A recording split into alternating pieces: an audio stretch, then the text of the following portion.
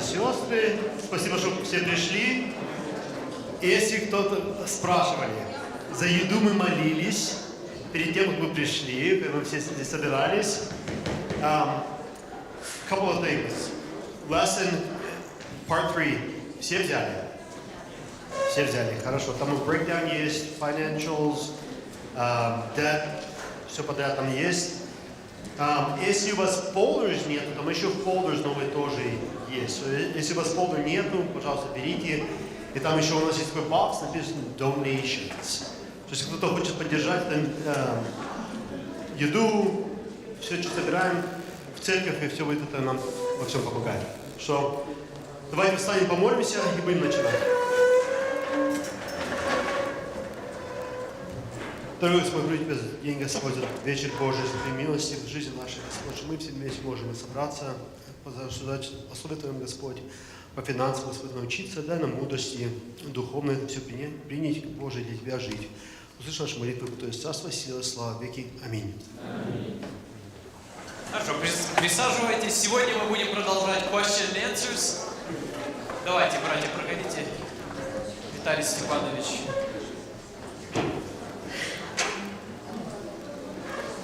Здесь я буду стоять. Хорошо, меня научили, как здесь это вот такое делать. Посмотрим, если будем спать, то... Хорошо, я буду по-английски читать, а потом буду продолжать по-русски читать, чтобы всем было понятно. Видно всем, да? Хорошо, первый вопрос. Please share more about your investment career. Это больше Петру Петровичу. Do you have any investment? Do you have an investment firm? Are you a hedge fund manager, etc.? Расскажите чуть про себя. What do you do? Расскажите подробнее о своей инвестиционной карьере. У вас есть инвестиционная фирма, вы управляющий хедж-фондом и так далее. Какими видами инвестиций вы управляете? У вас агрессивный или консервативный профиль риска? Это не один вопрос. So, yes, I have an investment firm that we started in 2007 as a family. Prior to that, I worked for Dean Witter, Morgan Stanley, Bank of America, Merrill Lynch.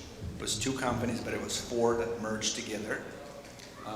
And I had roles as a private manager.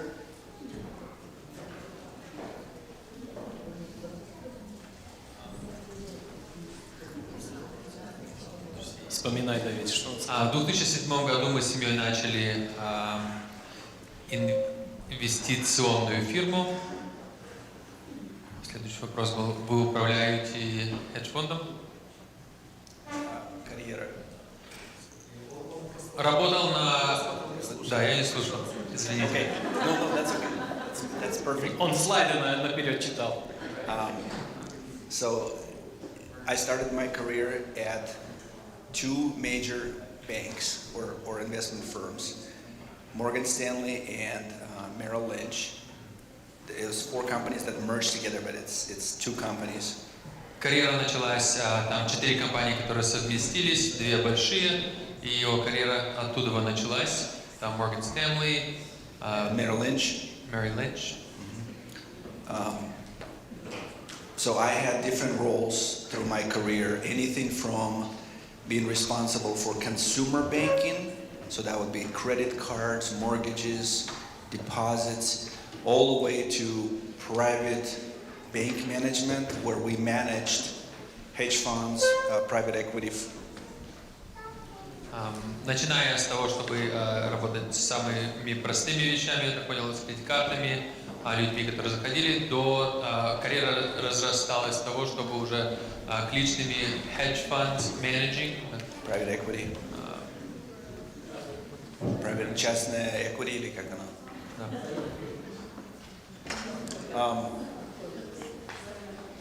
So what kind of investments do we manage? Are we aggressive or conservative? We have spectrum of clients from a 103-year-old lady to a 1-year-old, right? So we have to cater to each individual client. Если у нас подход агрессивный или консервативный, у нас есть разные клиенты, и так у нас и также есть разные. Есть те, которые клиенты, которым уже 103 года, другие только начинают, если с 1 года. И так у нас есть разновидности. And so the younger you are, the more aggressive you are, the older you are, the more conservative you are. Чем моложе, тем более агрессивный подход, чем старше, наоборот, более консервативный. Все ответили. Almost. Okay. Хорошо, дальше идем. Will you be giving a lesson on investing? Будете ли вы давать уроки по инвестированию? So we're going to talk about savings, investments next week, okay? But again, I only have about an hour, so it's going to be a surface scratch. It's not going to be detailed. Эх ты. Ну и, братья и сестры, я хотел сказать, в чем наша цель здесь, и он с самого начала об этом указал.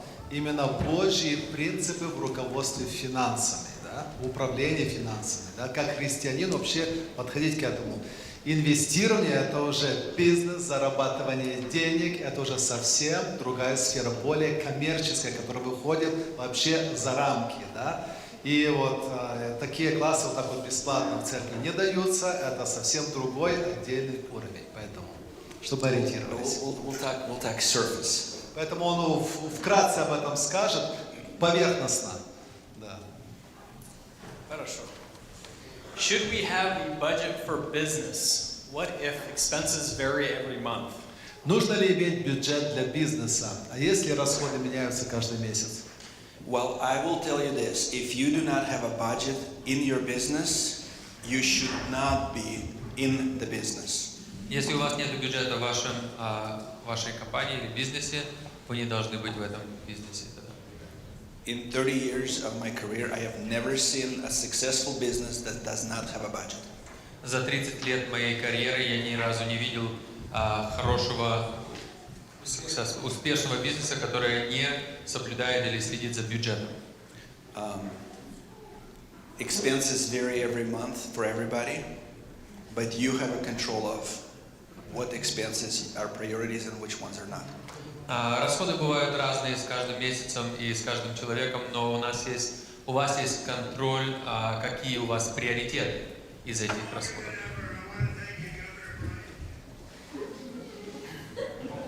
Who's winning over there? Хорошо, следующий вопрос, да?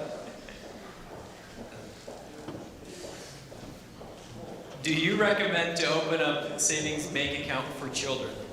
Рекомендуете ли вы открывать сберегательные счета для детей? So last Tuesday we talked about budgets, right? And I brought you envelopes from one of my kids. Every single child that we've been blessed with, they all have gone through budget, through savings, through learning how to spend and how to invest.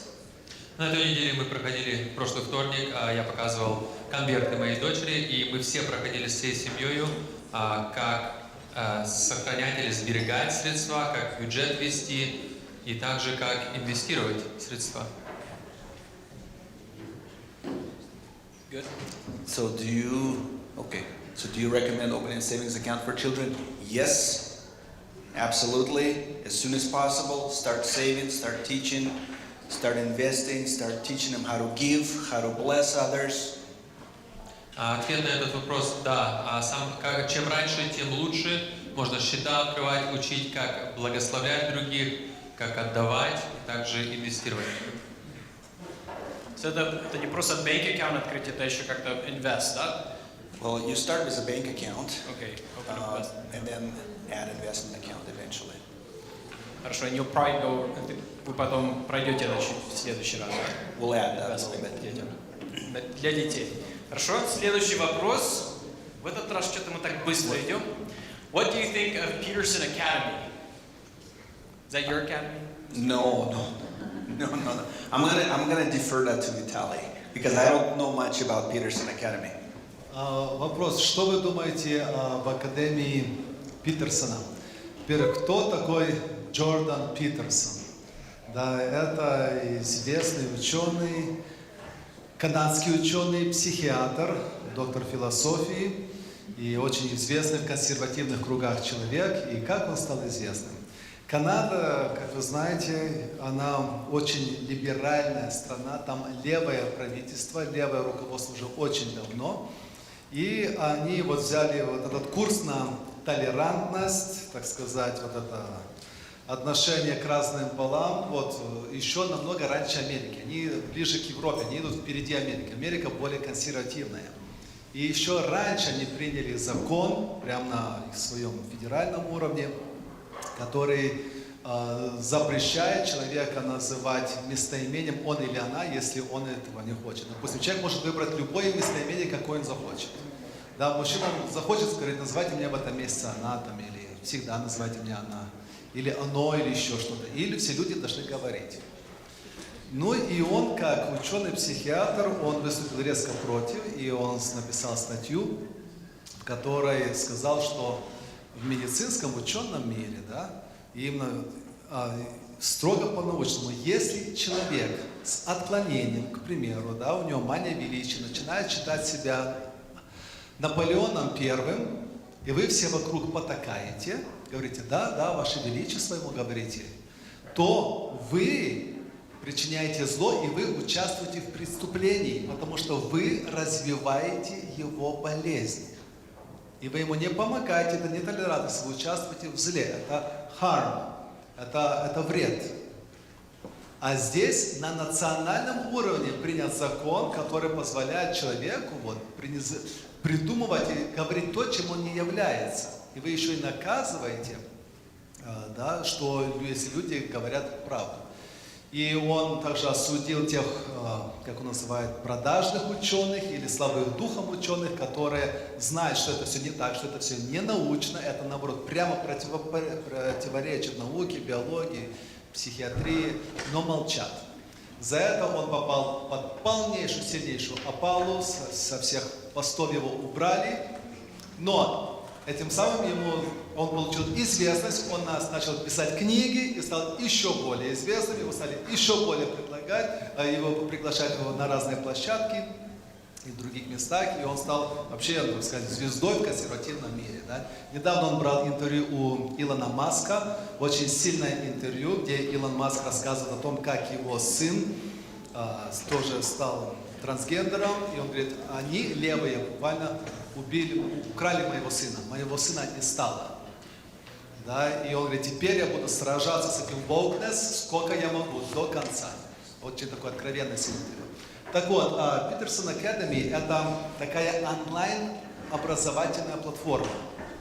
Это не обычная школа в полном смысле слова. Она не аккредитована, дипломов не выдают. Это просто вы слушаете за определенную плату, там есть фи, курсы виднейших ученых Гарварда, Кембриджа, с других самых видных университетов, но подход отличается тем, что эти все курсы, они свободны от левой идеологии и левой пропаганды.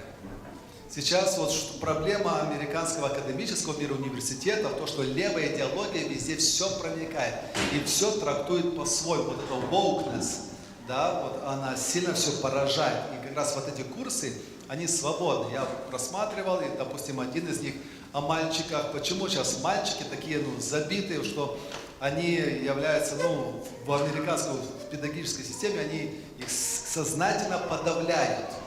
Да, и вот их мужское начало, все, их буквально вот. И почему тогда такие сломленные мужчины вырастают, да, об этом курсе. Или о колонизации. Сейчас левые говорят, вот, что весь западный мир, он вреден, он опасен, потому что он колонизировал весь остальной мир, и поэтому нужно весь Запад уничтожить и разрушить, а они вот нужно покаяться в колонизации. И там вот правильный другой способ говорится о колонизации, что через это привнесли свет и цивилизацию в разные регионы Земли. Да? То есть многие вещи, с другой стороны, оно показывает, учит думать. Одна из главных идей этих курсов, этой академии, заставить людей критически мыслить, задавать вопросы. Почему? То есть свободно от левой пропаганды. Поэтому, если вы желаете, вы можете посмотреть. Это не является религиозными курсами. Это обычные светские курсы о философии, об истории, о науке и других вещах. Но там нету левой пропаганды. На ваше усмотрение. О финансах там говорят? Нет. Хорошо, спасибо, братья и сестры, кто это написал. Получили ответ, надеюсь. Следующий вопрос. Будем стараться по теме этого задавать вопросы, я думаю. Ну и так нормально тоже. No, that's a good one. Good Is it question. necessary to give all the tithing to the church, or would it be possible to give a portion to the church and a portion to a mission, for example? Всю ли десятину нужно отдавать в церковь, или можно часть давать в церковь и часть в миссию, например?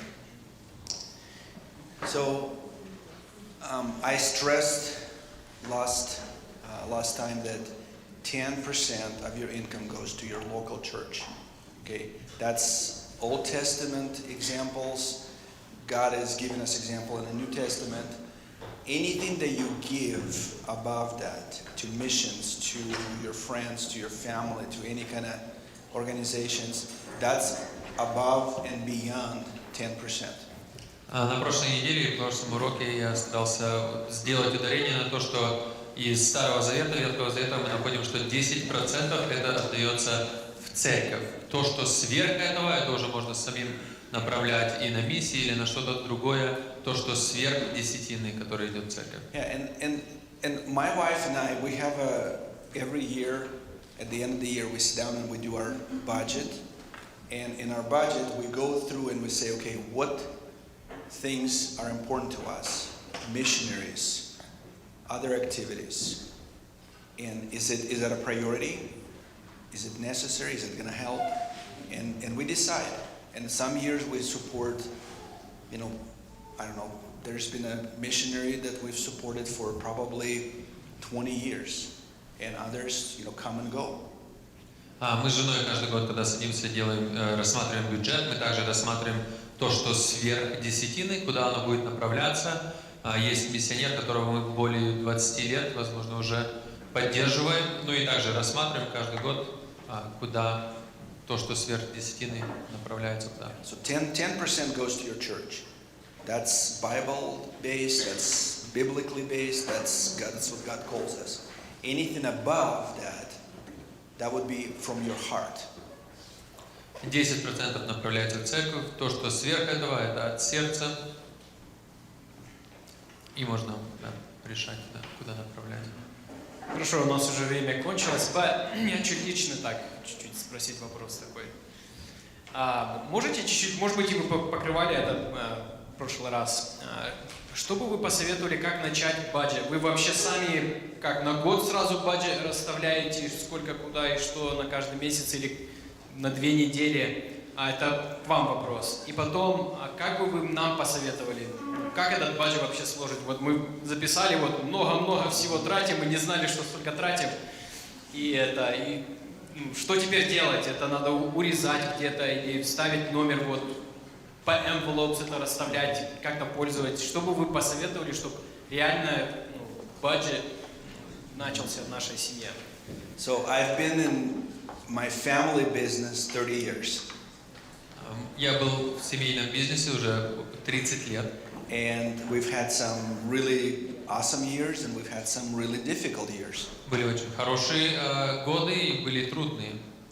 And when you learn to look ahead and you learn to plan ahead, you can take necessary steps to prepare for those times.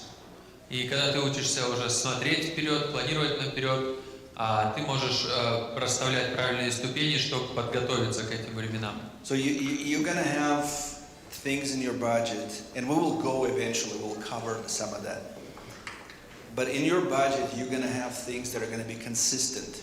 You know how much your house payment is, you know how much your insurance, you know how much your taxes.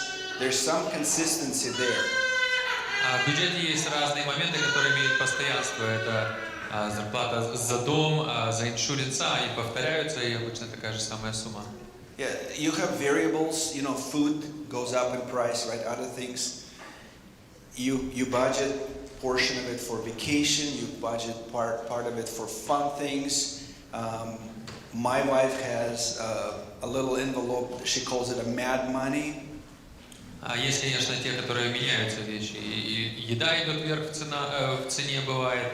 Также есть отдых, на который ты планируешь и на который тоже отлаживаешь. У моей жены есть конвертик, который называется не злой конвертик, а Mad money. mad money.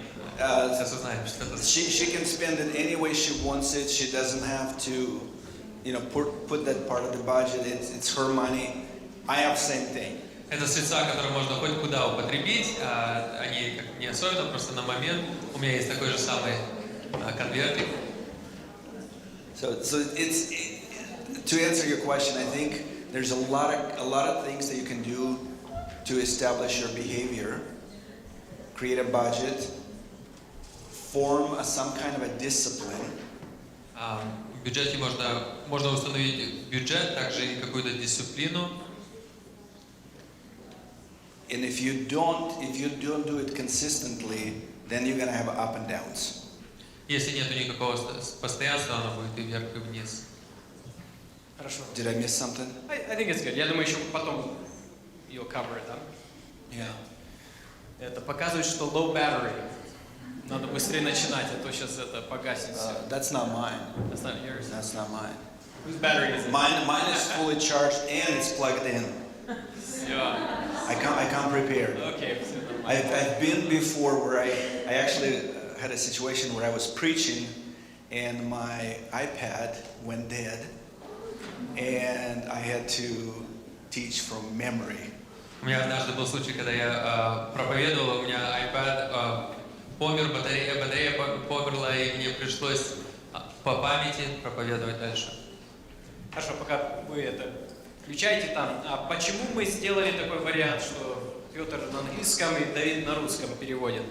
Некоторые спрашивали этот вопрос. Можно было там наушники как-то сделать. Но у нас много людей смотрят онлайн, у нас нету другого варианта, у них наушника нету. Все, приходится так. Я думаю, в общем, нормально, right? Ничего? Или очень плохо? Нормально. Пойдет, да? Я думаю, нормально, да. So, у нас где-то онлайн 600 людей просмотрели в прошлый раз. So, мы их тоже включаем. Приветствуем всех. Добро пожаловать. Благословения. Вы готовы? Да. Ну, я понял, что надо огород начинать, чтобы это food budget, это сэкономить чуть-чуть. We will get to the food budget. Yes. Who brought paper Bibles?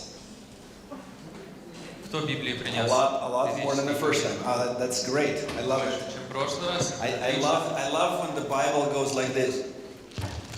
Мне нравится шелест страниц Библии. That means people get into the Word. Это So значит, люди углубляются в Слово. So we had homework from last time to today. And what was the homework? Put your dads together. Who did the homework? Кто сделал домашнее задание? Это составить или схему сделать своих долгов. We gotta do more, guys. Нужно больше делать. And then we had the first one, we had budget. Первый урок был бюджет. Это Did домашнее everybody задание. finish that? Все уже закончили? So you guys know where your surprises are? Вы знаете, где сюрпризы есть, Where you guys overspend где переплачиваем или тратим, or underspend, right? или нет. And we're gonna fix it. Нужно это исправить. So the reason I wanted you guys to do the homework for today, the budget for the, or not the budget, but the debt list, is so that you can see how much interest you actually pay every year. Причина, почему я хотел, чтобы мы выполнили это домашнее задание с прошлой недели, это для того, чтобы увидеть, сколько мы платим на Interest monthly, annually. проценты каждый месяц на те заемы, которые у нас есть, чтобы мы могли увидеть эту сумму. And when you consolidate things on one piece of paper, it tends to be a little bit more visual, right? It kind of bites you. You go like, wow, I didn't realize I have that.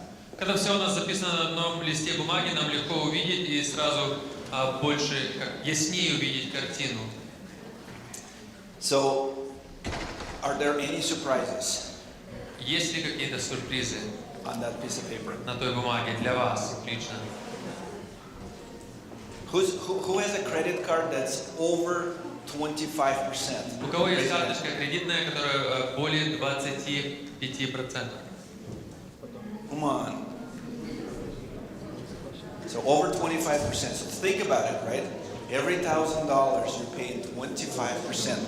And I put a couple of slides from some of the clients who I've been helping get their budgets squared away. And we'll see large amount of money that they pay every year in interest. Okay. Да, если подумать, эти 25% из каждой $1000, это очень большая цифра. Здесь есть приготовлены некоторые слайды, где покажут проценты тех клиентов, которые у меня есть тоже, которые платят большие суммы. So I named this conversation or this talk is "Are you dead in debt?" Okay, because when you have a lot of debt, you tend to go down, you drown. Я назвал этот курс «Являетесь ли вы мертвыми в долгах?» Потому что когда у нас есть долги, они могут нас подавлять. Не расхлебаться. Да. So we'll talk today debt and emergency funds, okay? We'll talk about savings and investments next time. Окей, в этот раз мы будем говорить про долги и, правильно здесь, чрезвычайный фонд, emergency fund. А дальше и сбережения, и инвестиции будут долги и консультация. Yep. So we'll talk about debt and we'll talk about emergency funding today, okay? So, question, what is the first principle that we talked about? Какой первый принцип, о котором мы говорили в первом уроке? Trust in God, Доверяем Богу, not money, right? не деньгам. And we have Matthew 6:24. So next time there'll be a Matthew 6:24 quiz, and somebody's gonna have to recite it, okay? В следующий раз наизусть нужно знать Матфея 6:24. So what's the second principle? Второй принцип, который мы проходили. Use money to honor God, right? Использовать деньги для того, чтобы чтить Бога. And not indulge in personal sins. И не употреблять для своих личных грехов. So Jesus commands us to be proper stewards of money, okay? And Matthew 25:29 says Jesus rewards those who manage talents or money wisely. Мы призваны к тому, чтобы как надзиратели управлять тем, что доверено нам, с мудростью, как и притчи в талантах. Jesus also commands faithful in managing little things will be given more things to manage, right? Мы также говорили о том, что кто верен в малом и будет доверен больше. So, and I want to bring this back again. How can God trust us to manage big things in eternity when we can't be responsible for little things here? Снова повторяю вопрос с прошлого раз. Как Бог может доверить нам что-то большое в вечности, настоящее богатство, если мы здесь тем, что Он доверил нам мало, мы неверные? So, and we have to ask ourselves the question is, would I hire myself, right, to manage my own things? Вопрос, который мы задаем сами себе, это: нанимал бы я себя для того, чтобы распоряжаться тем, что у меня есть? Или нанял бы я сам самого? Right. Or would God trust me to manage some of His things for Him? Или доверял бы Бог, или нанял бы Он меня для того, чтобы распоряжаться тем, что Он имеет? So we'll talk a little bit about income today. Также о доходе поговорим. So Deuteronomy tells us that otherwise you may say in your heart, my power and the strength in my hand made me this wealth. But you shall remember that the Lord your God, for He who's given you power to make wealth, that He may confirm His covenant, which He swore to your fathers as it is this day.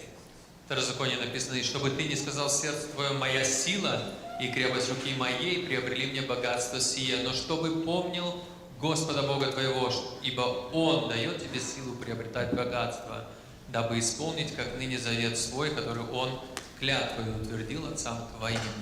So our God gives us the ability and wisdom to create things, to work, right, to earn, to be generous. And if you go back to Genesis 1:28, the command was that you go, multiply, subdue the earth, work it, right? Бог дает нам способность и мудрость для того, чтобы создавать вещи, это работать, умножать своими руками. So would God hire you to manage His things, right? So you have to ask yourself. Снова себе задаем вопрос: нанял бы Бог меня, чтобы распоряжаться Его вещами и средствами? So, in order for you to have a budget, you have to have an income, right? And you have to have expenses. If you live in your mom's basement, that's probably not going to help you a lot. But if you are responsible, you need to start thinking about, okay, I got to make money, I got to support my family, how do I create budget?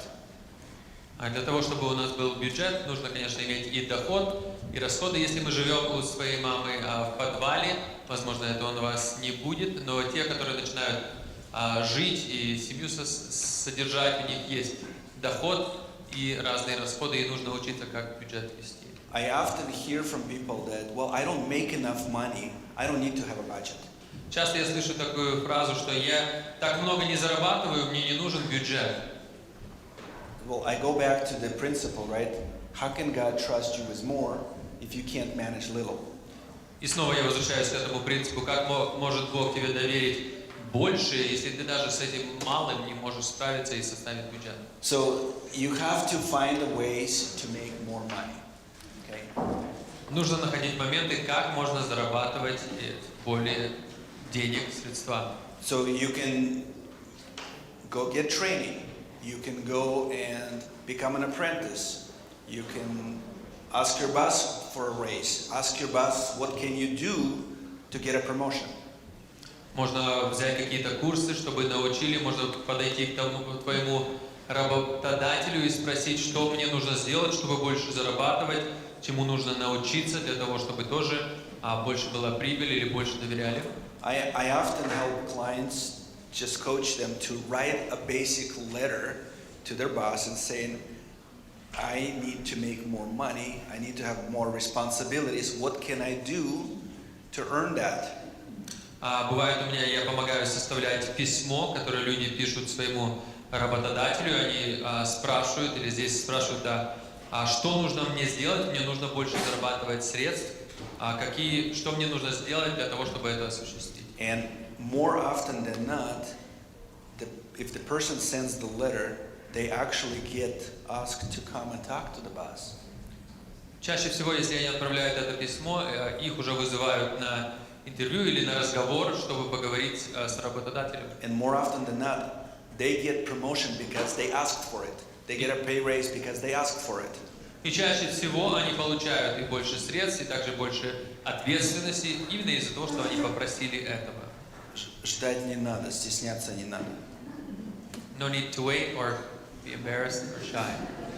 So the other way you can earn money is by investing in various things like rental properties or in creating a portfolio that will generate income for you. Другой метод, как можно зарабатывать более средств, это инвестировать или в дома, чтобы что-то сдавать в рент. Также и другие есть инвестиции помимо этого. My favorite ones is when the older people, when they retire, but they don't really want to stay retired, so they actually get a job and do things on the side. And they actually love it for some reason. Мои любимые это когда люди, которые уже того возраста, когда можно идти на пенсию, да, они продолжают какое-то хобби или какую-то маленькую работу делать на стороне, чтобы продолжать зарабатывать деньги. И чаще всего они очень это любят, это им нравится. And if you're going to tell me that you don't make enough money to have a budget, I'm going to say go get a job. Go sew, handy job, gardening, do whatever, car wash. Go get something, be productive. Если вы скажете, что у вас не хватает заработка для того, чтобы вести бюджет, я скажу, идите, начните работать. Или что-то вышивать, или просто помогать людям по дому, или следить за огородом кому-то для того, чтобы зарабатывать чуть больше. So those who know Dave Ramsey, he said, enjoy what you do and do your best. The rewards will always pay off. Те, которые знают Дэйв Рэмзи, он говорит такие слова, что нужно иметь или наслаждаться тем, что ты делаешь, стараться или прилагать самое больше усилий, и вознаграждение всегда выплачивают. But I'm gonna add something that not very often people hear is make sure that whatever you do, you actually get paid from those people that you help them. Я добавлю то, что, возможно, здесь не совсем понятно. Будьте или уверяйтесь тем, что когда вы такую работу делаете, вам за нее заплатят. More often than not, people say, well, that was a favor. No, get paid for the things you do. Чаще всего люди как говорят, это я тебе как подарок сделал или просто так помог. Нет.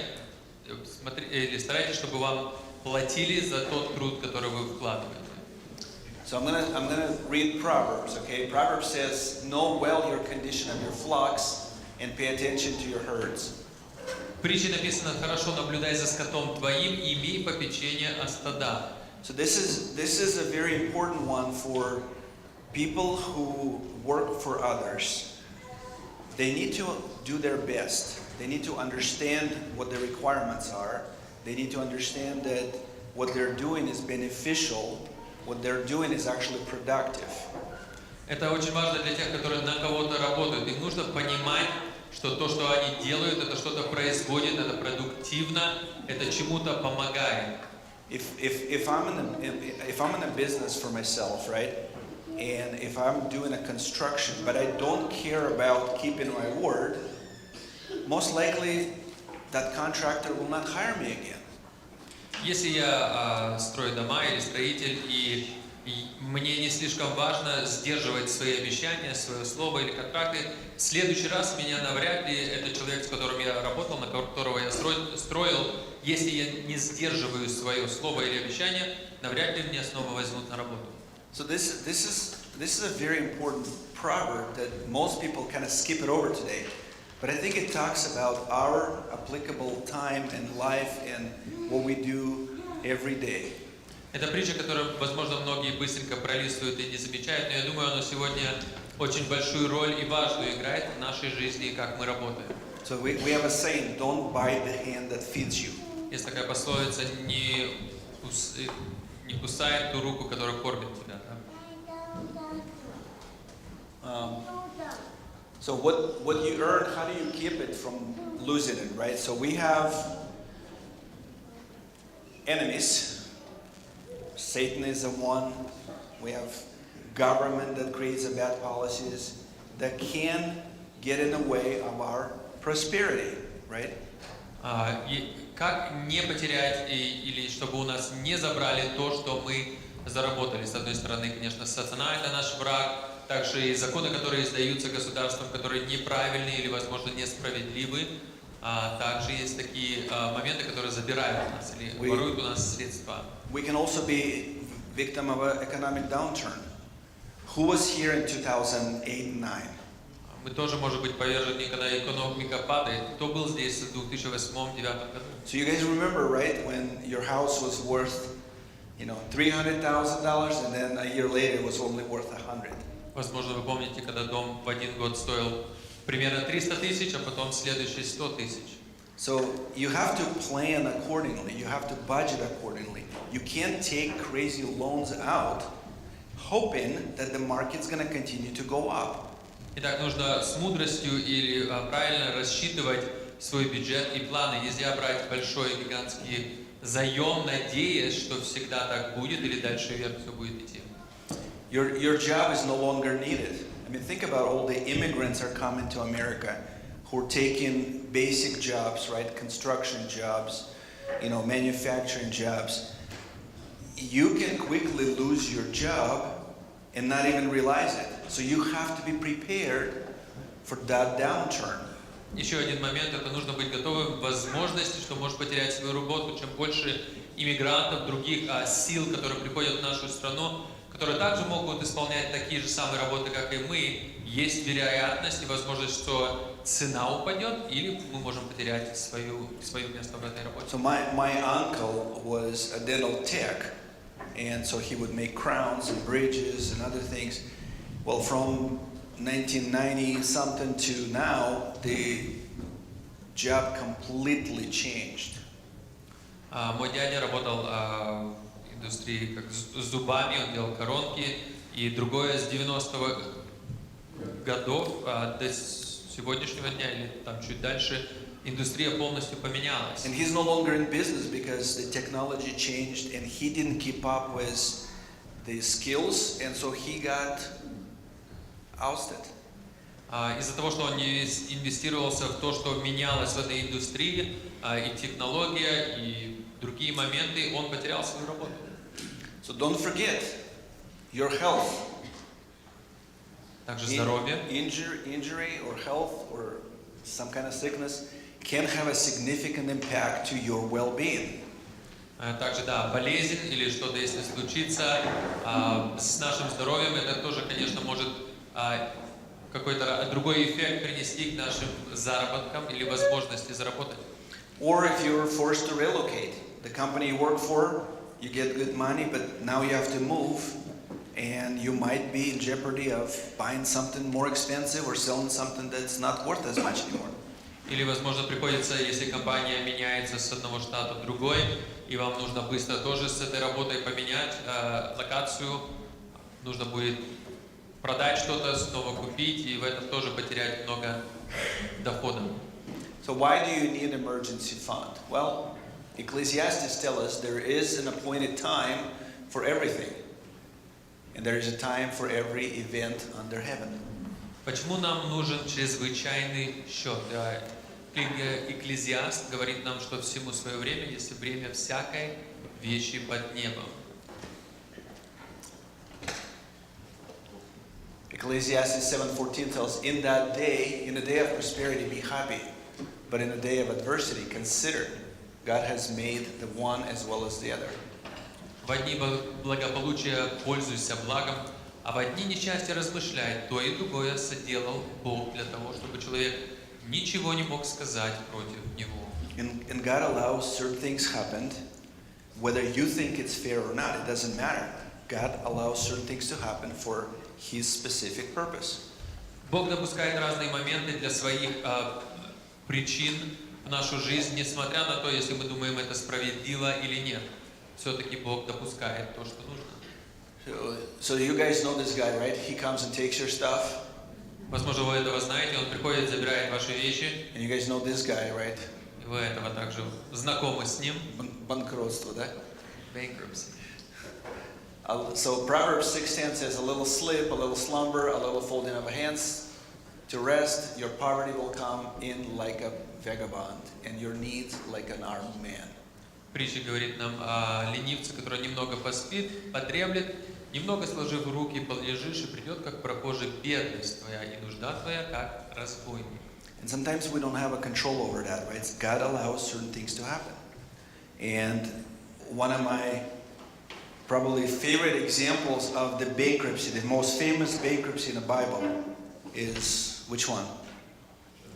Какое самое большое банкротство в Библии или знакомое, это Иов. So he lost his animals, Потерял скот, sheep, овец, camels, верблюдов, his children, детей, but not his wife. но не жену. So it happened unexpected. Внезапно все случилось, But God allowed that to happen.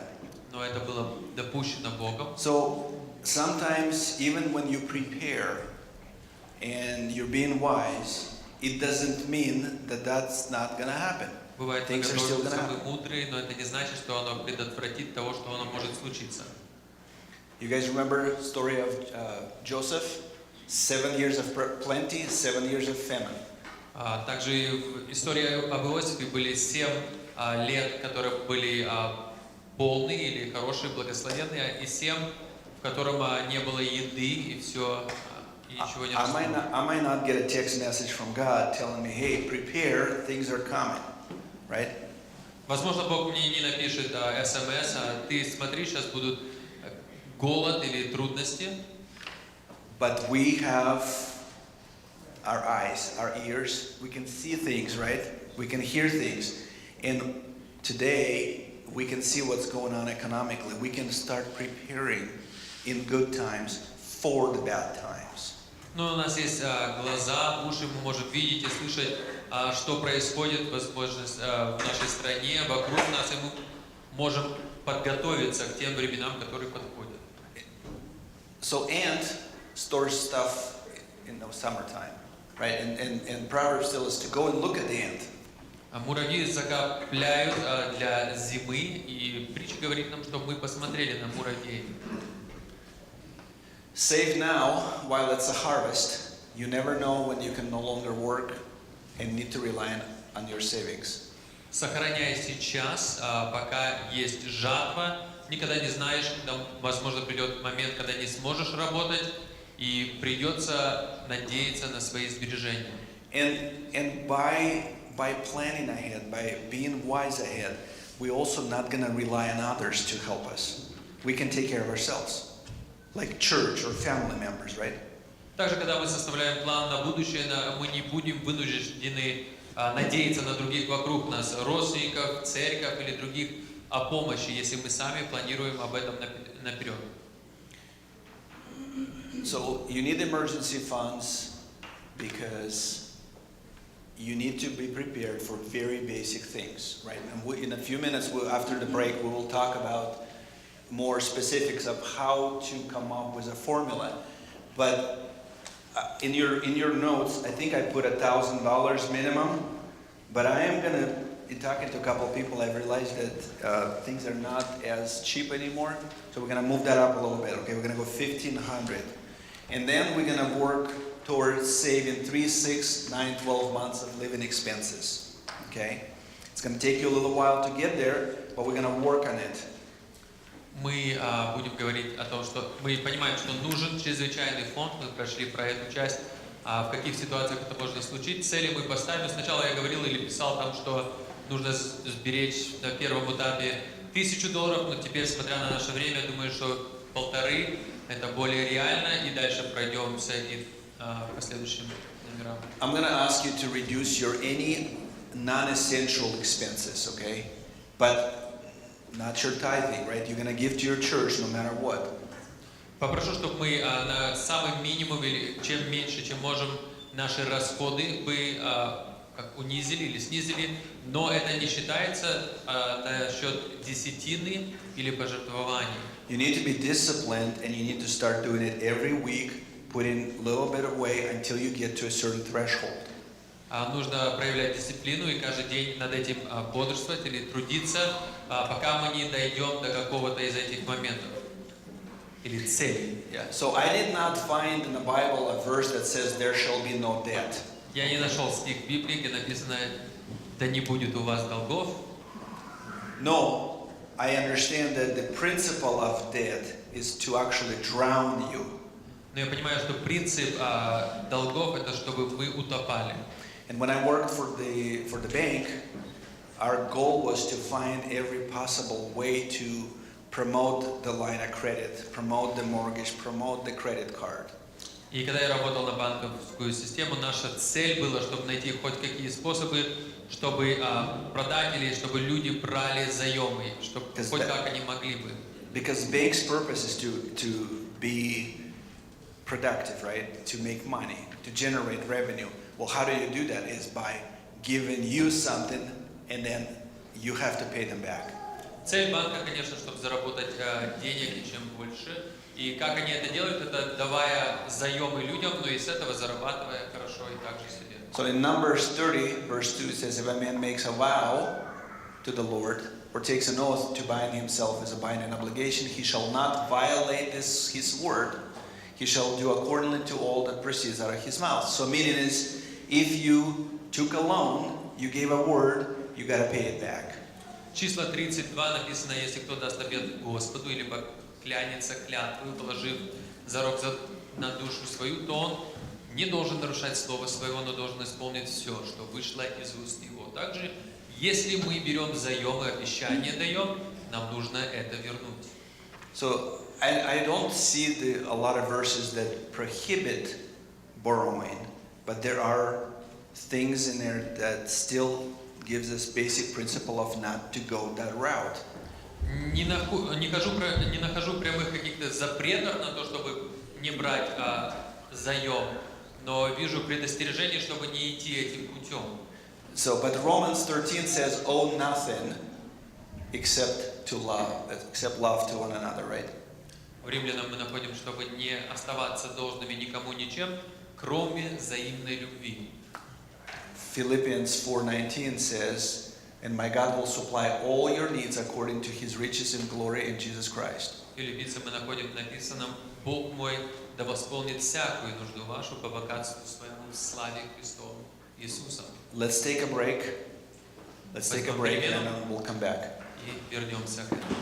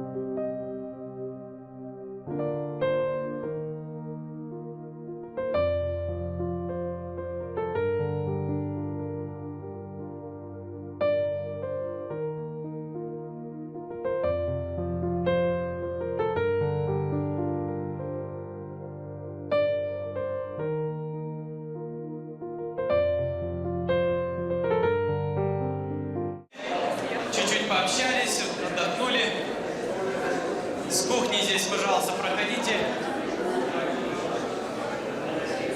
Направляемся, сосредоточимся еще. Brother Peter, мы вас потеряли чуть-чуть, думали, надо другому поручать.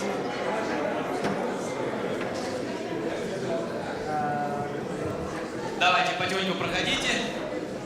Будем начинать уже к финишу.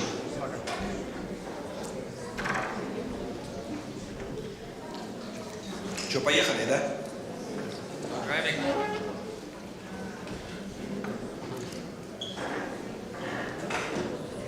So Bible teaches us against foolish borrowing. Okay, what does that mean?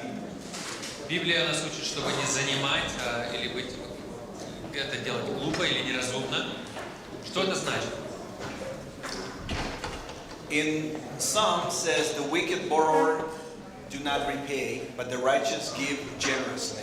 В Псалтыре написано: нечестивый берет взаймы и не отдает, а праведник милует и дает. And in Proverbs it says, be not one of those who give pledges, but put up security for debt. If you have nothing with which to pay, why should your bed be taken from under you? В притче написано: не будь из тех, которые дают руки и поручаются за долги. Если тебе нечем заплатить, то для чего доводить себя, чтобы взяли постель твою из-под тебя? So the question is, why would you put yourself in a position where you are promising something that you're not going to be able to keep, although your intentions are good? И так задается вопрос, почему бы мы ставили себя в ситуацию, где мы не сможем отдать, даже если наши намерения правильные, но если у нас нет возможности отдать, зачем себя в такую ситуацию ставить? So you'll hear from me a lot is don't borrow. Get out of debt as fast as you can, because that's the way you feel freedom. Вы от меня будете часто слышать: не занимай, старайся выйти из положения долгов, чем раньше, тем лучше. Потому что когда мы в долгах, мы теряем свободу.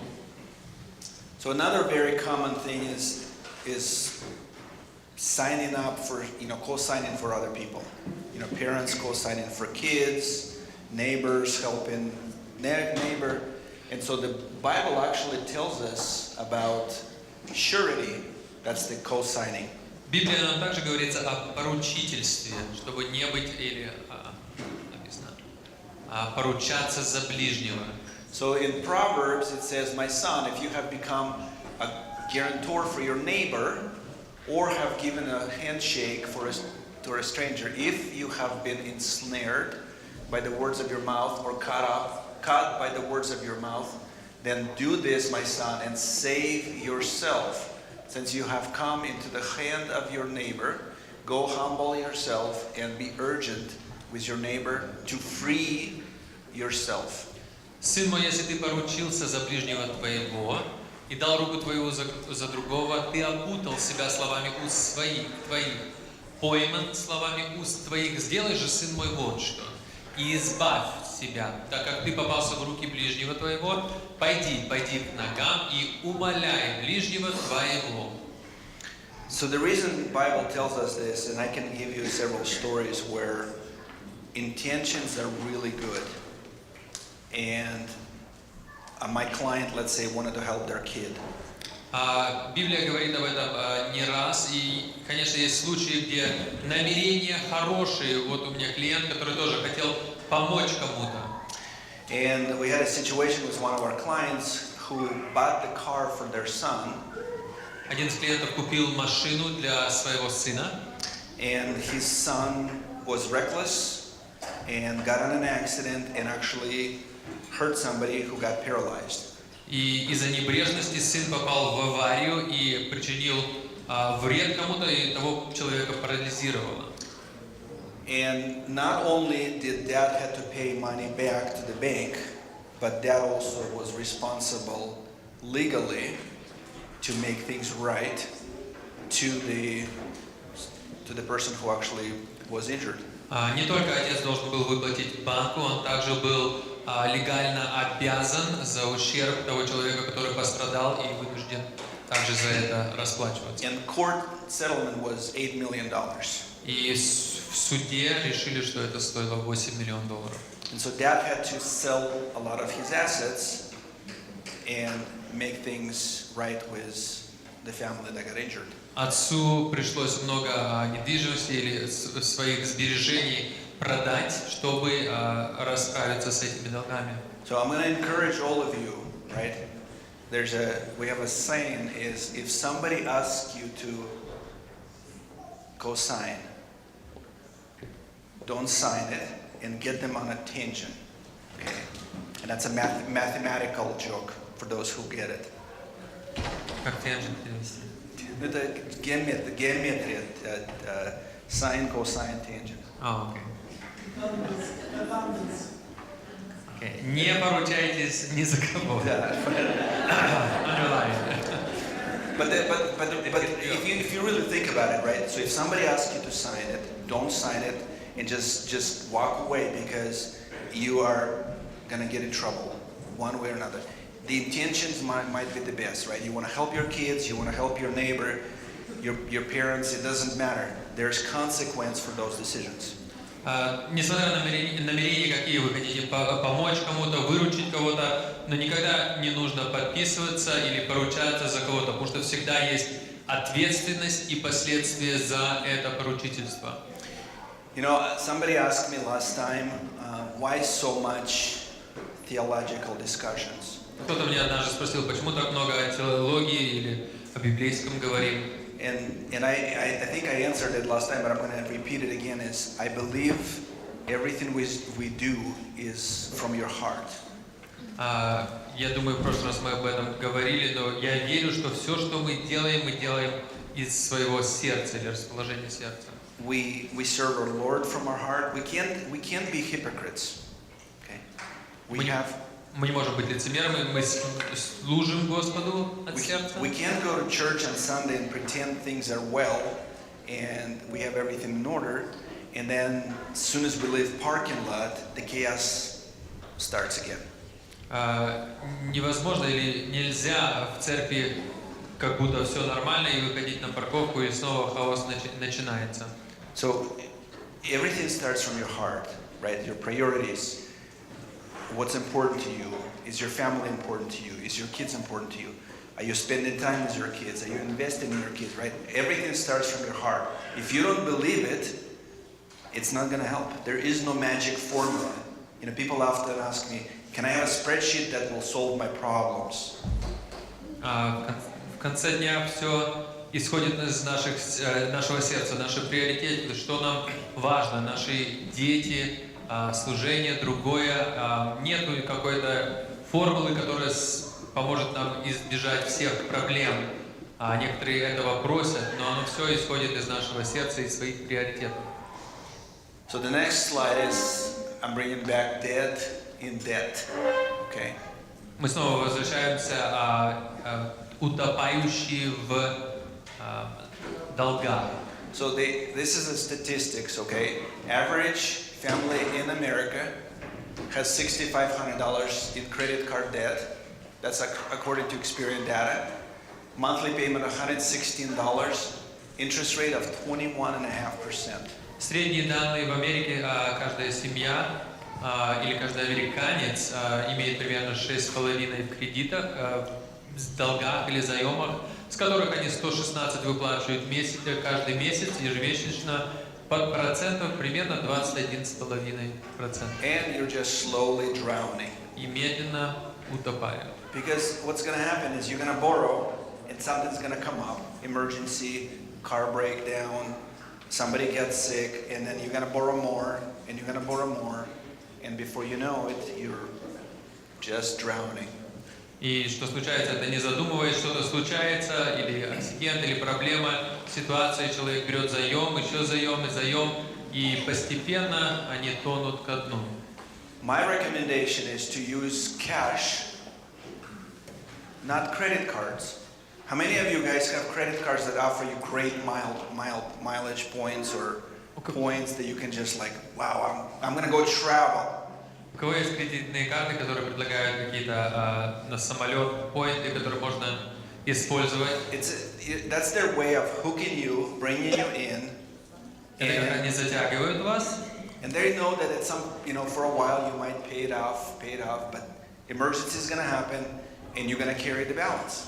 И они, конечно, понимают, что вы будете хорошо выплачивать, но ситуация произойдет, где этот счет, он перенесется на следующий месяц. Statistically, person who pays cash spends about 21% less than the one that pays with a debit card. Статистика говорит, человек, который платит наличными, платит или тратит на 21% меньше, чем человек, который расплачивается карточкой. Debit карточкой. Дебетной карточкой. 35% less than credit card. 21, да? 21? 35. 35%. So think about it. You have cash. It's kind of hard to get rid of it. Like, I don't want to spend it. 35 credit. Oh, okay. На 21% меньше, чем дебетной карточкой, и на 35% меньше, чем кредитной. So, because the credit card you have, well, I'll pay it in 30 days, right? So it's easier, like, I'll just swipe it.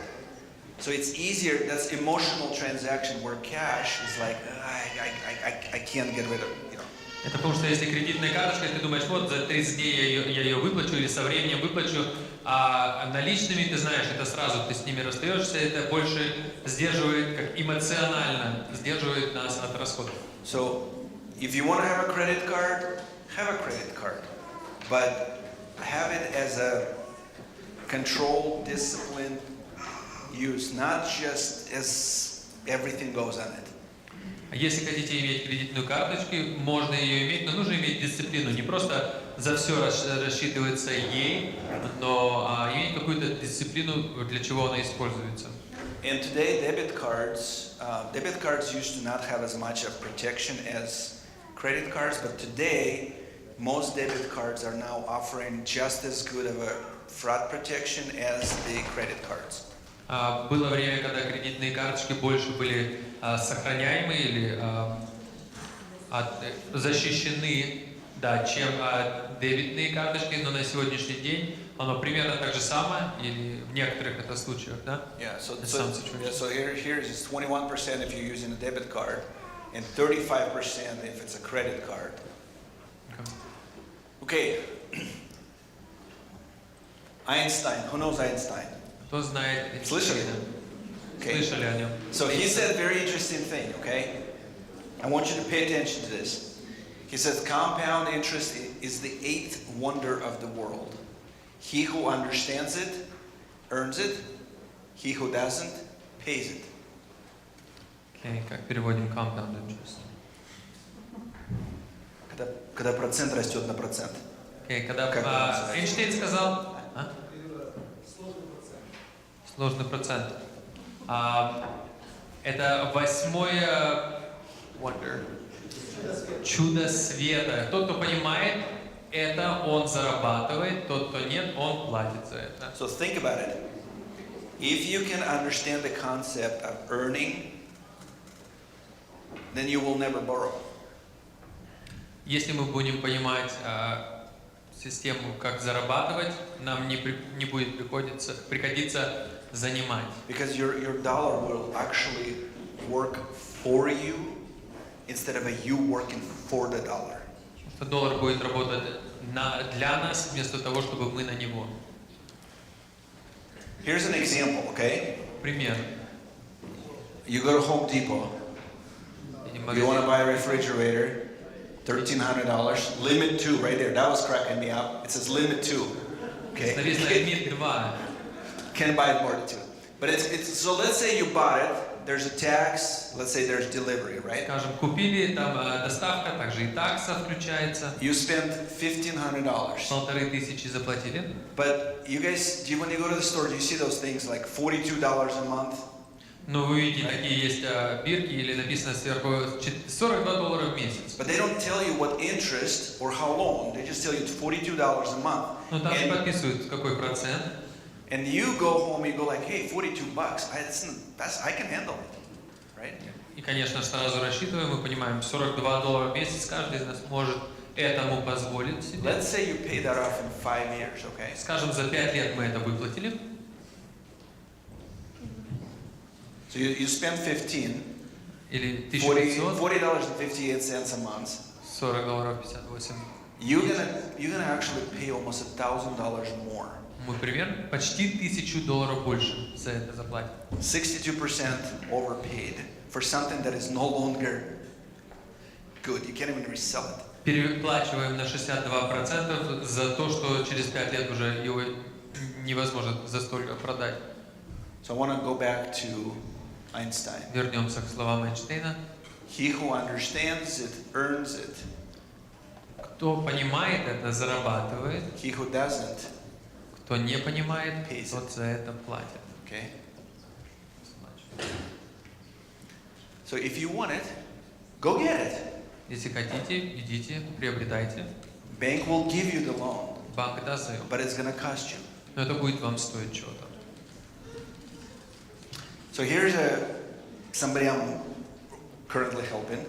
Это человек, которому я сейчас на этот данный момент помогаю. So this client tells me, oh, I pay my credit cards off every month. И он говорит, я каждый месяц выплачиваю свои кредитные карточки каждый месяц. So I said, okay, bring me all your statements. Let me figure this out for Я you. говорю, хорошо, тогда принеси мне все бумаги, которые каждый месяц присылают. Because he doesn't have enough money left, okay? Потому что почему-то у него не хватает средств в конце месяца. So I looked at here and it says his balance subject to interest is $48,400. Смотрим сюда, и здесь написано 48 тысяч чем-то долларов. Это баланса, которая подпадает под категорию, которая может быть под процентами. So he's paying 25%, Он платит 25%, $1,000 in interest. тысячу за процент, это месяц, ежемесячно. Do you remember the homework I gave you? I said, look at your annual expense. Look at this.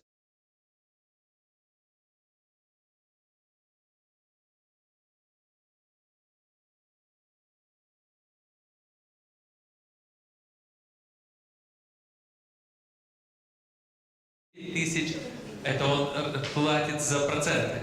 So I just helped him find $9,000. Я ему только сейчас нашел, помог найти $9000. Okay, same client, Тот же самый клиент, different card, другая карточка. balance $49,000.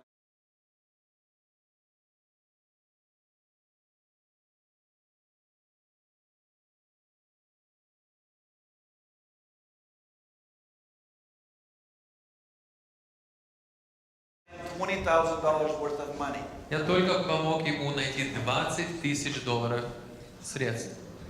So who carries the balance? Look at your statement. Те, Okay? которые счет переходит с месяца на месяц, смотрите на то, что вам присылают. Because I want you to understand that, going back to the Einstein, he who does not understand it, what do? They pay it. И вот как мы возвращаемся к словам Эйнштейна, тот, кто не понимает эту систему, он за нее и платит. So this bank, Так этот банк, they understand it, so they're making it. они хорошо это понимают, так они зарабатывают эти деньги с этого человека. Somebody's going to have a great bonus. У кого-то будет отличный бонус. Okay? So this is a real example, okay, Это хороший пример. of somebody who actually is going through a budget, trying to figure out, try to fix it. Пример того, который проходит по своему бюджету, стараясь исправить его. So the purpose I'm telling you this is so that you guys would understand and you would get out of debt, so that you wouldn't be slave to the bank. You would actually have freedom. Okay? Я говорю это для того, чтобы мы понимали это и вышли из позиции, где у нас есть долги, чтобы иметь свободу. So в греческом языке слово называется телестай, okay? The debt is fully paid. Долг полностью заплачен или заплачен сполна. This is the same word that Jesus used on the cross. То же слово, которое Иисус Христос сказал, когда Он был на кресте. Совершилось, да. John 19:40, okay? but it also means that it's paid in full. Также значит, что оно полностью заплачено. So somebody paid my debt in full so that I would have the freedom and not be slave to, right? Итак, кто-то за нас полностью заплатил, чтобы у нас была свобода и не были рабами чему? Греху.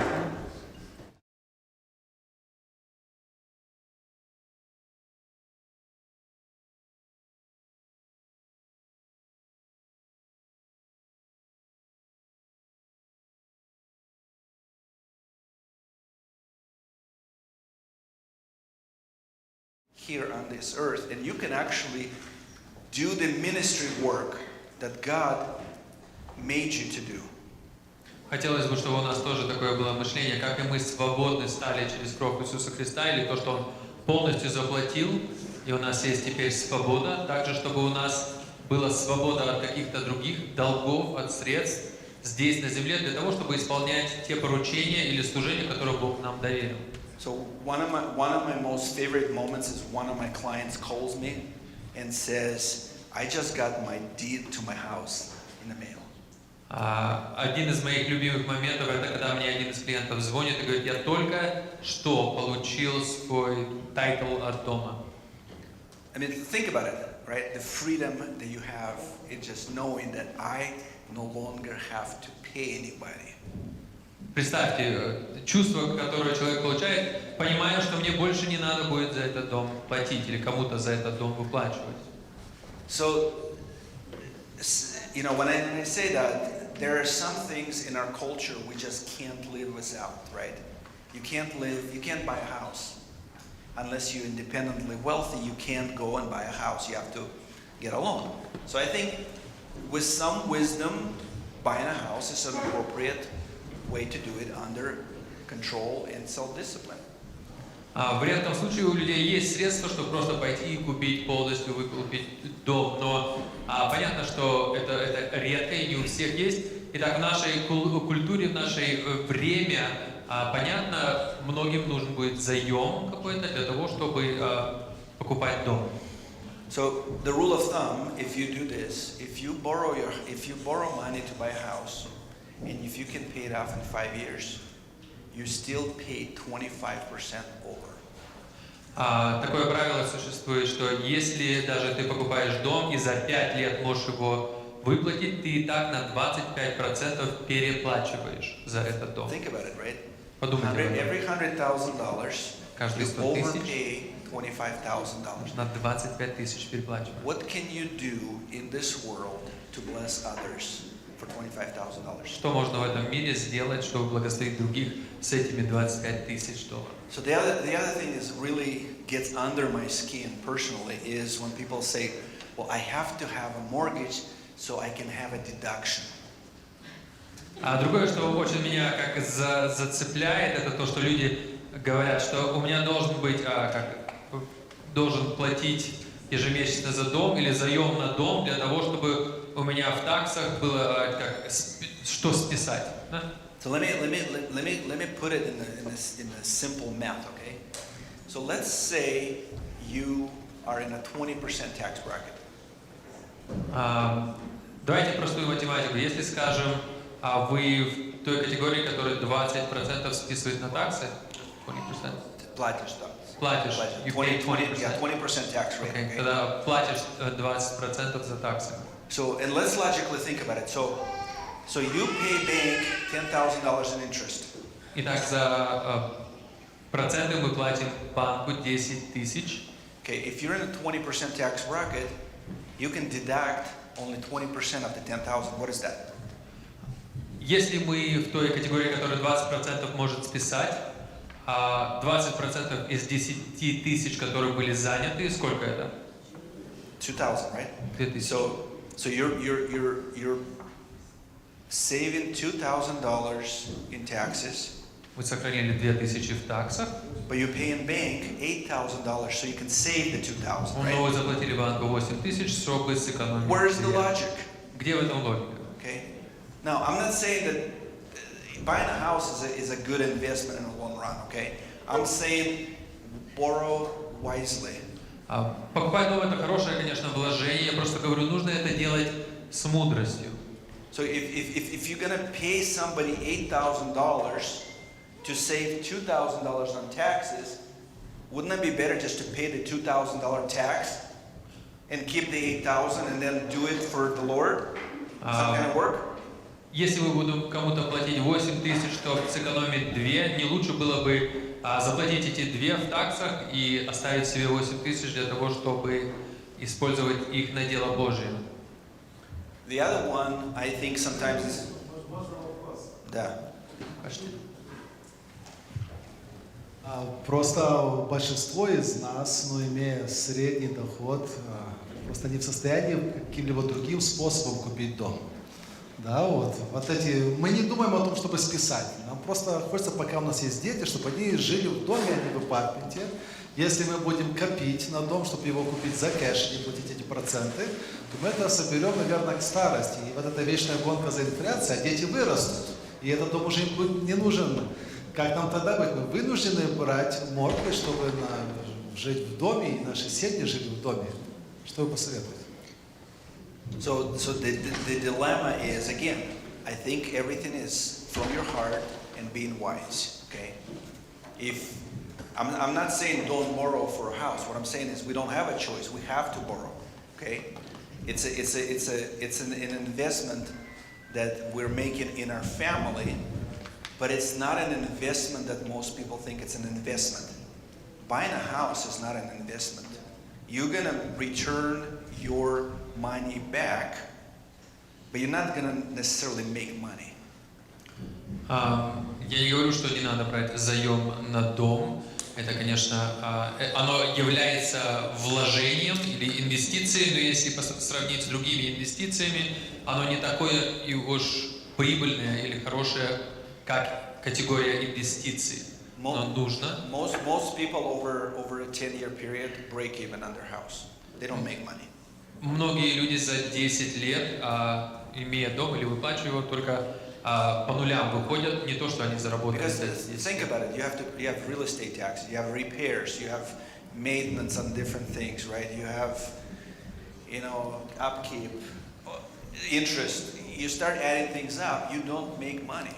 Потому что в доме есть много расходов тоже, чтобы за ним следить, ухаживать, ремонты и разное. Оно забирает много денег из тех вложений, которые они начинают. So if you're gonna buy it, buy the basic things that you need to live in. You do not need to have a mansion just because your neighbor has a mansion. Итак, когда покупаем дом, тогда тоже смотрим то, что нам нужно на этот момент. Возможно, не самый большой, думая, что это будет лучше вложение, right? That it would be a better investment. So in English we say, don't compete with Joneses. In Russian I would say, don't compete with Ivanovs, right? Or Не соревнуйтесь с Ивановыми, или по-английски не стоит. ни с кем. Another one that I would say that sometimes I say, well, if you have to borrow, but make sure you do it wisely. It's the student loans. I personally am not a big fan of it, but sometimes, kids are smart. They want to go to dental school. They want to do, law school, whatever.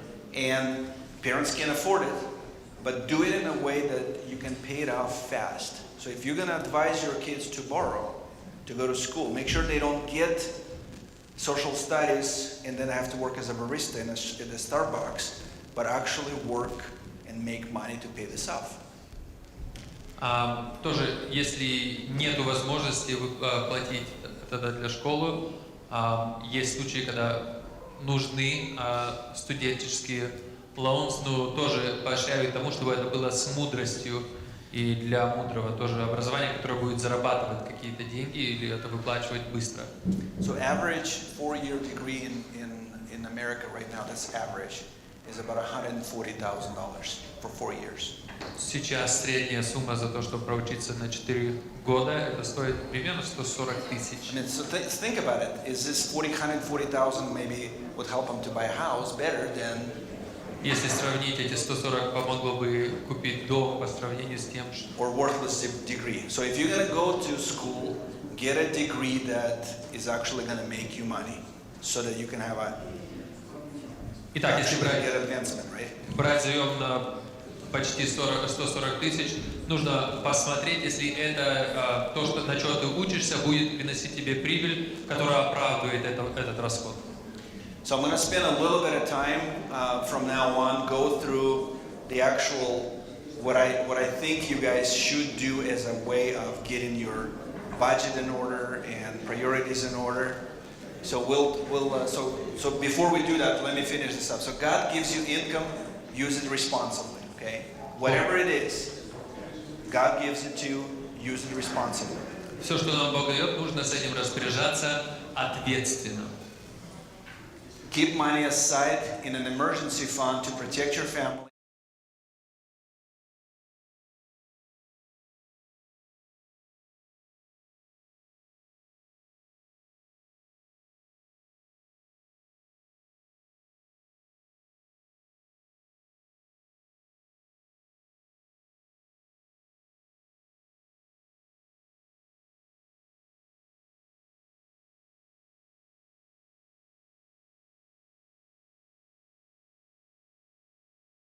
So I want to get into the actual, what I have seen successfully work over 30 years. This is more of a practical application, okay? Okay. Теперь больше практичное, то, что я видел за мои 30 лет в этой сфере работы, что работает. And Dave Ramsey is also uses a lot of this stuff. Дэйв Рэмзи также советует или пользуется многими из этих моментов. So number one is you must have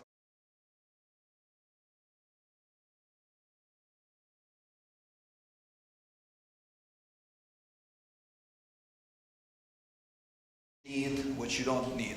You have to have a budget. Без бюджета мы не видим, сколько дохода, сколько тратится, куда оно тратится, под какими процентами, что проходит.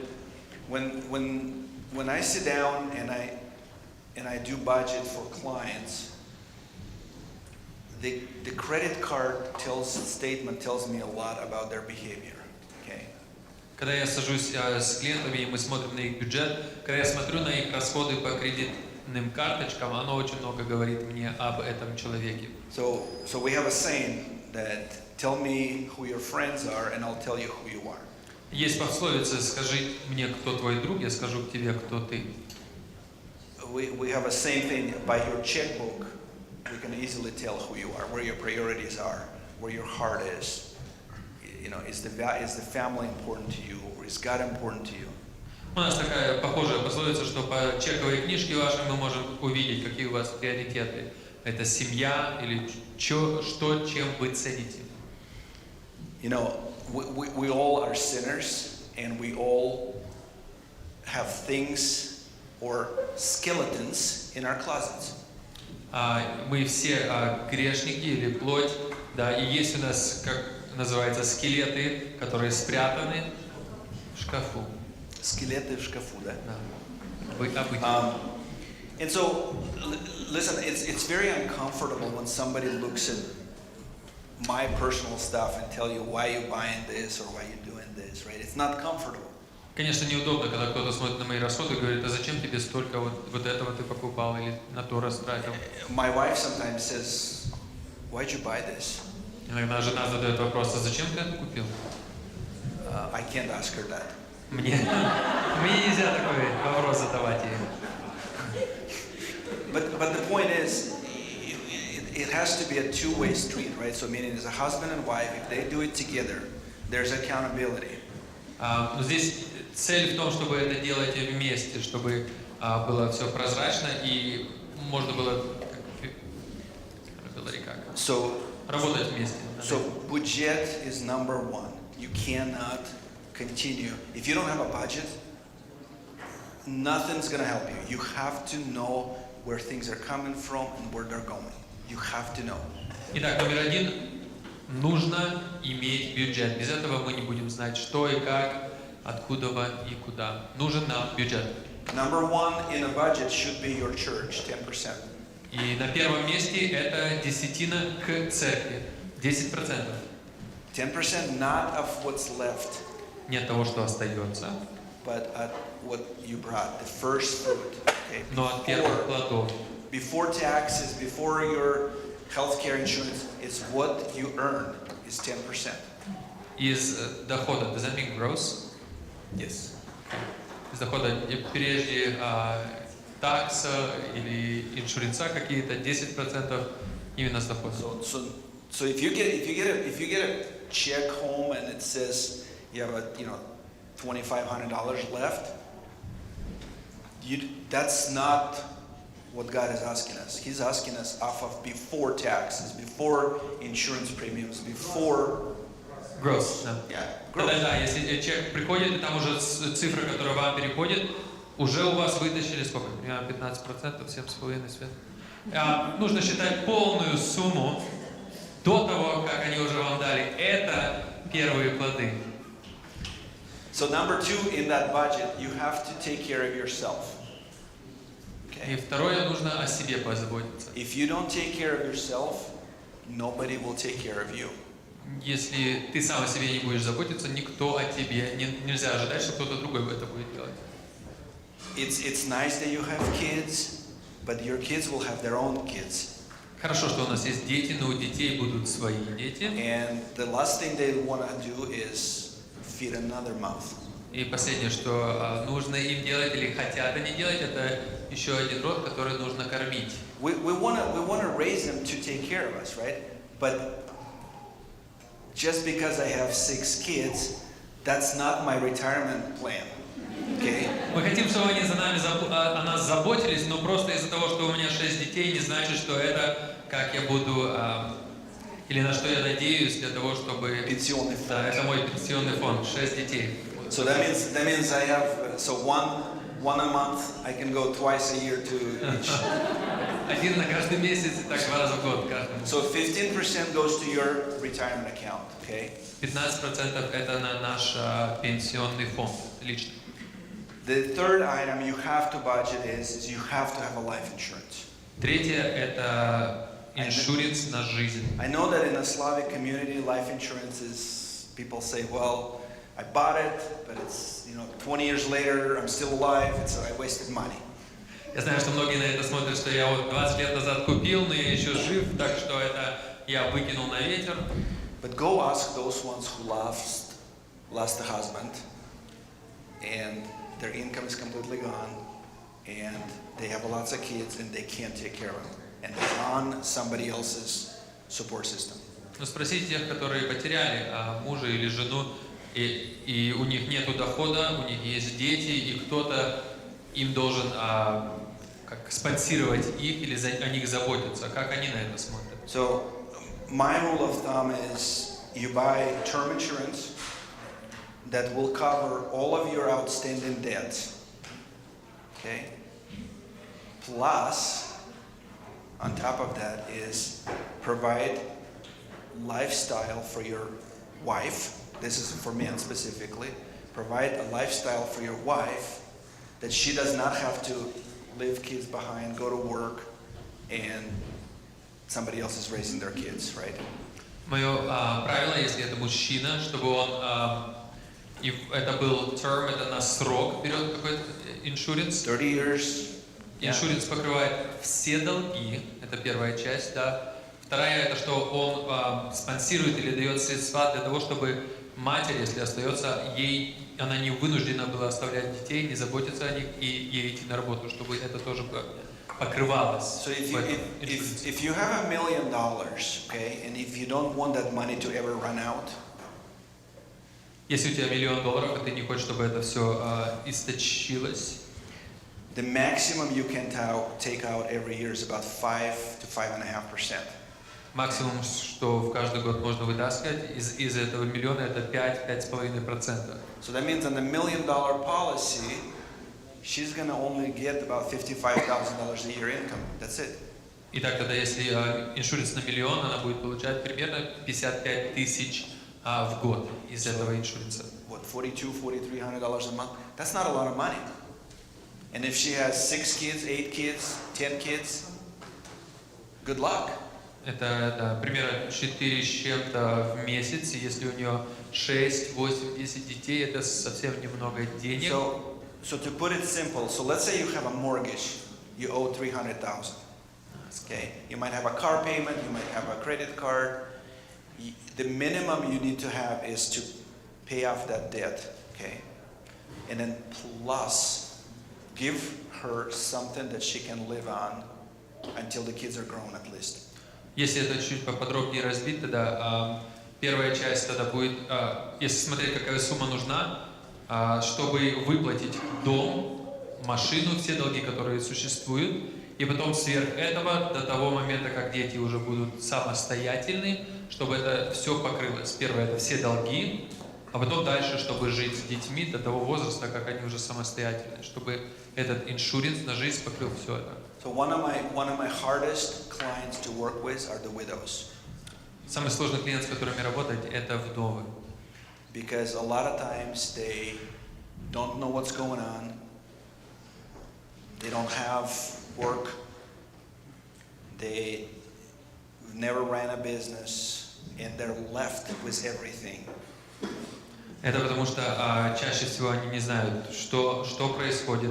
Им все, они не знают, как руководить бизнесом, и все на них ложится. And I don't really think your wife would have a joy in dealing with the junk after you're gone if you have a very nice car and a big house and she can't afford to stay there.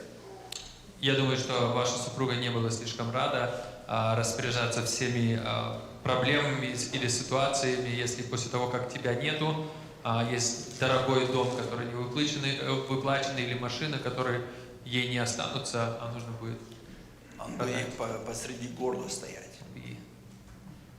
Right? To her throat. Right? That's a reality. Listen, in 30 years I've helped thousands of widows. Я помогал 1000 вдовам за эти 30 лет. And that's probably the most heartbreaking things that I have to do. Это самое сложное, которое ломает мое сердце, которое я должен делать. Because it's emotional. Потому что это связано с эмоциями. Especially those ones who have a lot of kids. Особенно у которых много детей. Because they are left with baggage that didn't have to be there. Потому что много чего остается, чем им нужно распоряжаться, что не должно было там быть. So in your budget you have to have these three things right off the top. Итак, в бюджете с самого начала нужны эти 3 вещи сразу. So church, retirement, life insurance. Церковь, иншуренс на жизнь и пенсионный фонд для себя. Because if you're also gone, she's going to get a retirement account. Потому что если нас уже нету, она тоже получит.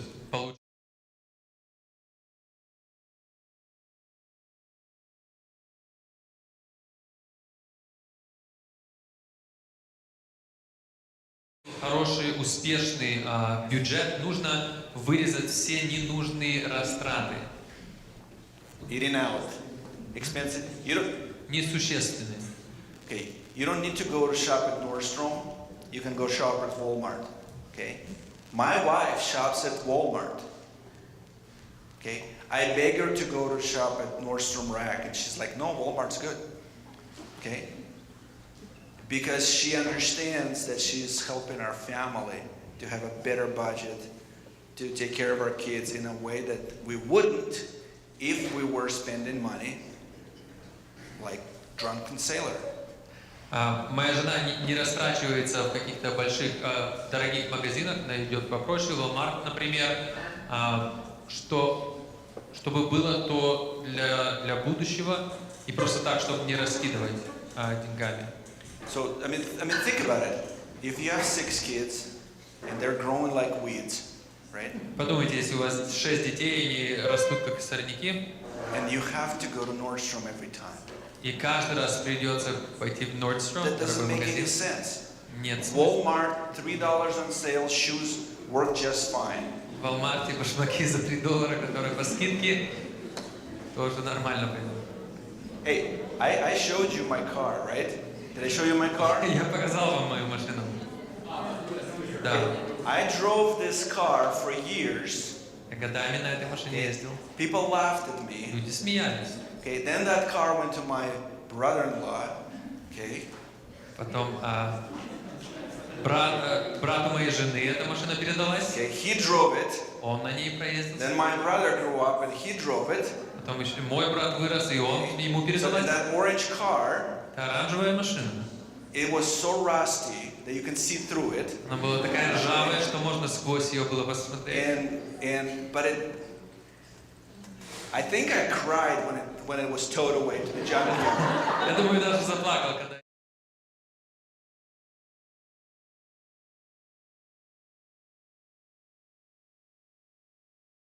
For years. And eventually I saved enough money and I bought what I wanted. Она была старая, но с этими годами, она была выплачена, но с этими годами она позволила мне накопить эти средства, которые нужны были мне на тот момент. И потом я купил то, что я именно и хотел. It's a sexy car. Okay. And I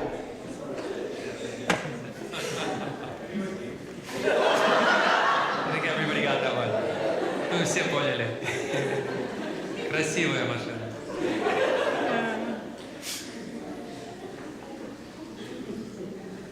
Okay, second, you have to have emergency funds.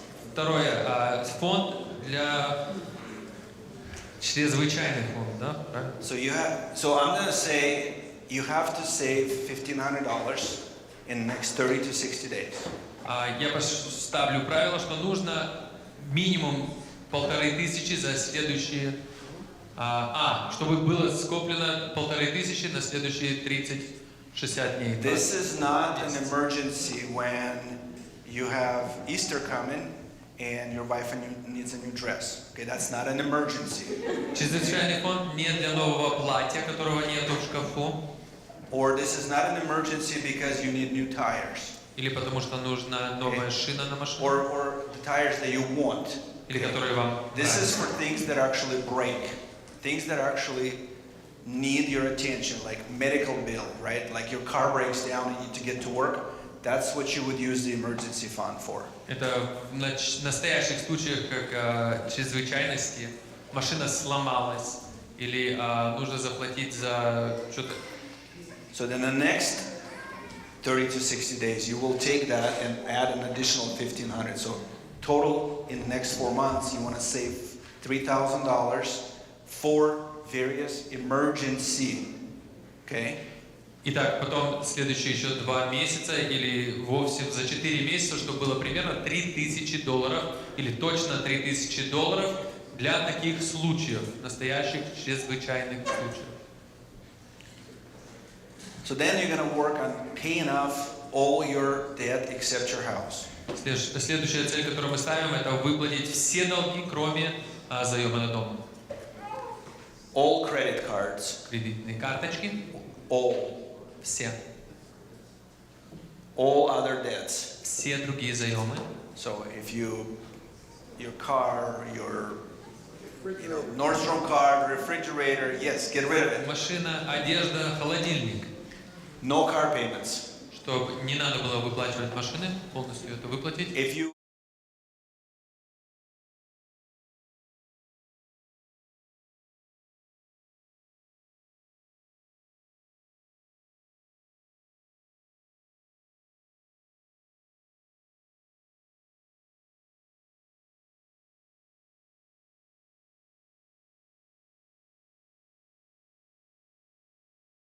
you're going to work on fully funding or saving enough money for your emergencies, okay? Следующее, это после того, как выплатили все долги, не считая дом, будем трудиться над тем, чтобы полностью был фонд для всех расходов ежемесячных, начиная с 3, 6, 9, 12. Yeah, so I use a formula to help people to figure out how much they're gonna need, okay? So this is if you lose your job, how much do you need a month to live on, okay? All of your expenses, okay? Non-essentials could be cut out, right? But you can't get rid of your transportation because you're gonna need to go look for work. You can't get rid of your gas bill while you're driving, right? So there's some things you can't get rid of. Other things you need to cut. So you need to figure out what is your basic budget needs are, and we gave you guys a spreadsheet to look at, so use it, fill it up. Чтобы правильно это рассчитать, нужно понимать, это если в том случае, что вы потеряли работу, все экстренные расходы, конечно, отпадают, и все именно то, что нужно, чтобы существовать. Вот для этого мы составляли бюджет, наши расходы, сколько нужно каждый месяц для этого случая. Итак, вот 3, 6, 9, 12 месяцев мы делаем сбережения для этого фонда. So my recommendation for 3 months, for those people who have 2 jobs, they're great jobs, have all the benefits, and no risk of losing a job, okay? Первая рекомендация это в том случае, когда оба работают муж и жена, это отличные работы со всеми бенефитами, это чтобы был фонд No risk losing a job. и без каких-то рисков, чтобы потерять работу, это на 3 месяца, чтобы были сбережения. Самый минимум 3 месяца. For 6 months is for those who have one good job and one shaky job.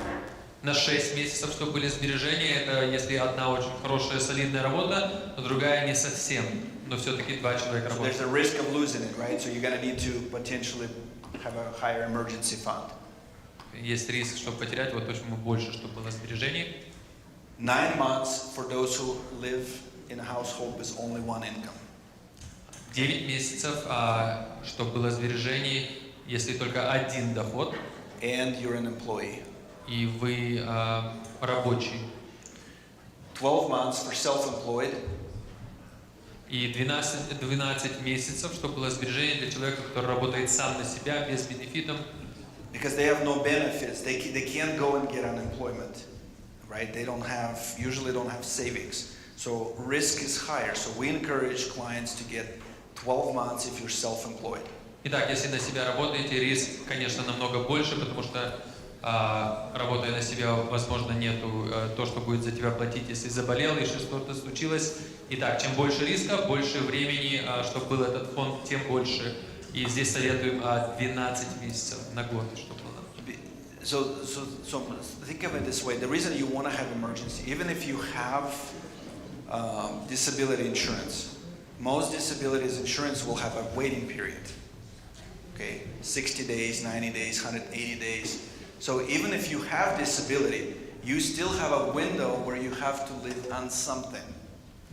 Почему это важно? Возможно, если, скажем, что-то случилось, у тебя есть иншуренс, на работе что-то случилось, и так есть промежуток времени, иногда это сколько-то месяцев, в которые тебе нужно будет выжить на свои средства. Ты не будешь работать, и иншуренс еще не будет тебе платить.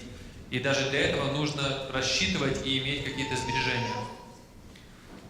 And next week we'll add more to it, okay? Мы к этому добавим на следующей неделе. For next week, homework. Домашнее задание на следующей неделе.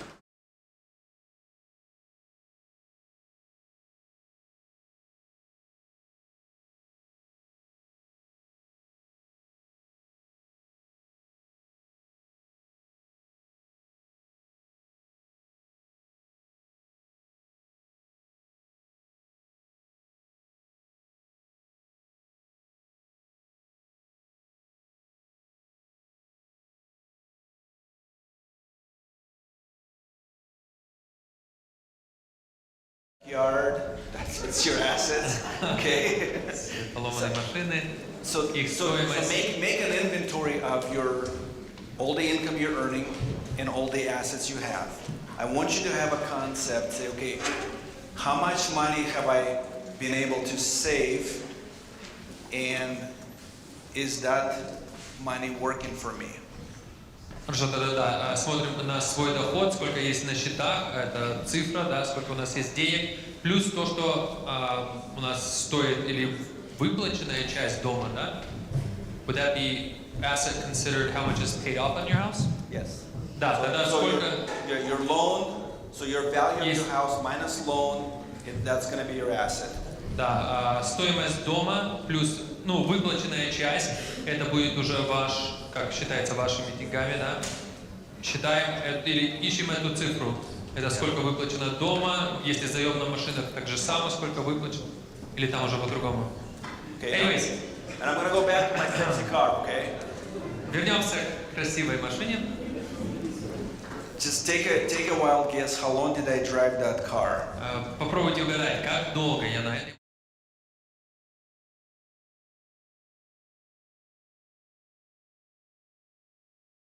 My brother-in-law and my brother, Брат жены и мой брат another 10 years. еще 10 лет есть. No air Без conditioning. кондишн. Everything was manual. Все вручную. Okay, that's the end for me. И это все от меня на сегодня. I'll close, that's fine. Миша идет. Добавь, хорошо. Спасибо, что все пришли. Также в следующей неделе Part 4 будет у нас. Курс наш продолжаться. Как сегодня всем понравилось. Слава Богу. Брат Петр, спасибо большое. Да. Объявления такие, что мы подарки такие небольшие купили для всех помощников, которые с детьми сейчас помогают. Что то, что вы пожертвовали в прошлый раз, братья и сестры, мы это все передали помощницам, которые с детьми сейчас все помогают. Чтобы это их тоже поблагодарить, ободрить, да? Правильно слово? Ободрить хорошо. Homework, делаем homework, чтобы сегодня кто поднял руку. Все сделали homework? Или мало кто сделал? Половину. Давайте побольше половины в следующий раз сделаем homework. Donation box опять там стоит, кто хочет donation сделать. И какие еще объявления, Майк? Ваших детей мы накормили. Уже готовы спать. Там уже все. Друзья, приглашайте ваших друзей, чтобы больше детей приходило. У нас чуть-чуть места сегодня было. Делитесь. Я думаю, что если у вас по свежему сейчас, по свежим следам есть вопросы, у вас книжки есть QR-код, задача вопросов, задавайте, пока вы помните о чем, чтобы потом можно было в следующий раз обсудить. И следующая тема будет уже отдельно. И решение. И следующая тема будет об инвестициях, о сбережениях, также о том, как детей воспитать правильно в этом.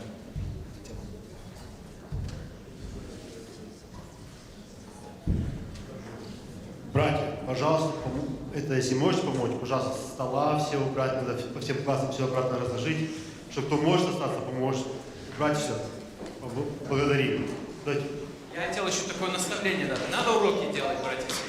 Потому что мы детей наших заставляем вот их grounding, наказываем, если уроки не делают, а мы как? Вообще, я думаю, что, наверное, уроки это 50% всего, что мы здесь делаем. Потому что хорошо, что мы слушаем, но когда вы сядете и это сделаете, баджет, это очень в ваши глаза откроется. У меня один друг молодежи, он начал этот баджет делать, и он это посчитал, что на кофе он тратит где-то 400 или 600 долларов в месяц. А он без этого даже не знал, как бы просто тратит каждый день там по 5-6 долларов. А как раз, если вы это сделаете, увидите результат настоящий. Что? Не понял.